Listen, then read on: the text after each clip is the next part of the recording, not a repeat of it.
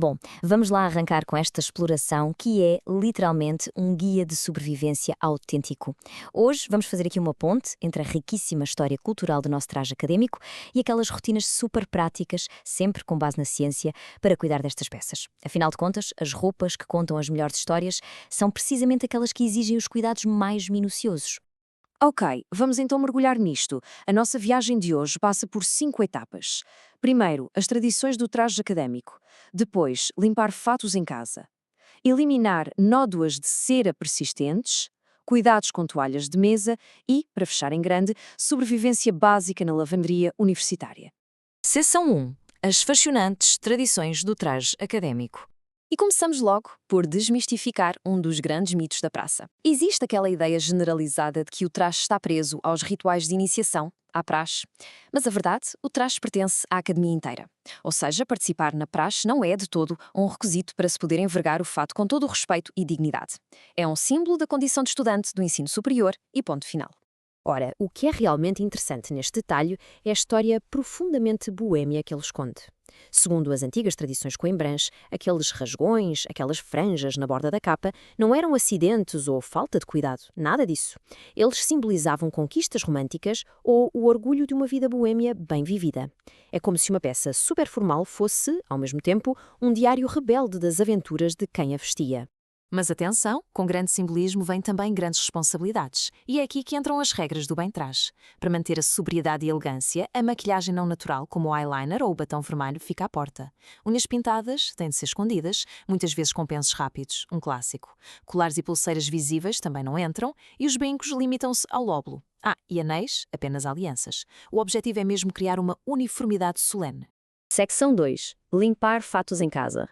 Bem sabemos que a realidade da vida de estudante é um bocadinho mais caótica do que as cerimónias deixam adivinhar. Por isso, para não passarmos a vida na lavandaria, temos de saber o que estamos a lavar. A lã, por exemplo, é super delicada e o seu arqui-inimigo é o encolhimento. Pede limpeza a seco ou um vapor muito, muito gentil. Do outro lado, o poliéster. Seca num instante e é forte contra nódoas, mas tem um calcanhar de Aquiles. Odeia calor em excesso. Se nos descuidarmos, derrete ligeiramente e ganha aquele brilho plastificado e permanente. Então, como refrescar o casaco do fato sem estragar? A resposta é vapor, mas com método. Enche-se o vaporizador com água destilada para evitar manchas de minerais nos tecidos escuros e passa-se o vapor a alguns centímetros de distância. O truque é não tocar na fibra. Isto permite que o calor elimine odores e vincos sem molhar a peça nem usar químicos agressivos. Depois, é só deixar secar ao ar livre num espaço bem ventilado. Portanto, o ponto crucial aqui, no caso das calças, é a água fria. Mergulham-se as calças num banho frio com detergente suave e, no máximo, por 5 minutos. Isto evita que as costuras deformem. E, por favor, nada de torcer o tecido. Para secar, estendem-se na horizontal em cima de uma toalha limpa para que o peso da água não repuxe a peça. Se precisarem mesmo de passar a ferro, faça-no do avesso com a temperatura no mínimo. Seção 3. Eliminar nódoas de cera persistentes. Ora, quem diz jantares de curso e serenatas à meia-noite, diz cera. Aquela cera de vela que teima em cair nos fatos ou nos móveis lá de casa. Mas alto lá. Quando a cera cai em madeira natural, o instinto de muita gente é ir logo buscar lixa. Um erro tremendo. A fricção da lixa gera calor, o que vai derreter a cera novamente e empurrá-la ainda mais fundo para dentro dos poros da maleira, arruinando a superfície. Em vez de lixar, vamos usar um método mecânico absolutamente infalível e que serve tanto para tecidos como para a madeira. Primeiro passo, paciência. Deixem a cera arrefecer e solidificar por completo. Usem gel se for preciso. Depois, com algo que não corte, tipo as costas de uma faca, raspem o grosso. Agora, a magia. Coloquem papel absorvente a fazer uma sanduíche com o que sobrou e pressionem com um ferro quente e sem vapor. A ação capilar vai puxar a cera derretida diretamente para o papel. É incrivelmente satisfatório. Secção 4. Cuidados com toalhas de mesa. E isto ilustra brilhantemente como as nossas escolhas na hora de lavar têm de se adaptar ao tipo de fibra, especialmente naquelas toalhas de mesa enormes depois de uma grande festa. O algodão branco aguenta bem os 60 graus com percarbonato de sódio. O linho, 40 graus, mas o tambor só pode ir até meio para evitar vincos teimosos. Mas o mais chocante é o caso das toalhas antimanchas. Nunca, mas nunca usem amaciador.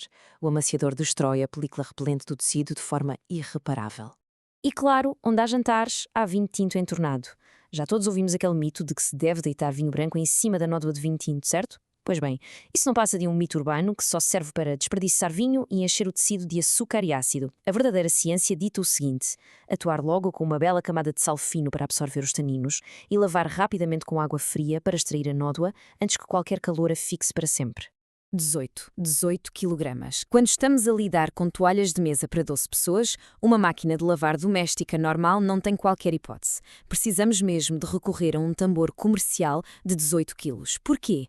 Porque o tecido precisa de espaço para girar livremente. Se ficar todo encolhido lá dentro, o detergente fica retido nas dobras e a toalha sai, literalmente, mais suja do que entrou. Secção 5. Sobrevivência na lavandaria universitária. Entrando agora nas rotinas de quem está a aprender a lidar com as lides da casa. Para não transformarmos as nossas roupas favoritas em trapos num único ciclo de centrifugação, há uma checklist de pré-lavagem a seguir. Separar cores é óbvio, mas fechar todos os fechos e apertar o velcro é vital para não desfiar as outras peças. Curiosamente, os botões devem ficar desapertados para não alargar as casas durante as voltas da máquina. E claro, esvaziem bem os bolsos e desenrolem as bainhas. Vamos avançar e perceber como isto se enquadra no momento em que carregamos a máquina. Usar aquelas cápsulas de detergente pré-medidas parece simples, mas tem um segredo. A cápsula tem de ir primeiro para o fundo do tambor ainda vazio. Só depois é que entra a roupa solta por cima. Assim a água dissolve o invólucro logo no início. E a regra de ouro para a roupa do dia-a-dia? Água fria. Poupa-se energia, protege-se as cores e o ambiente agradece.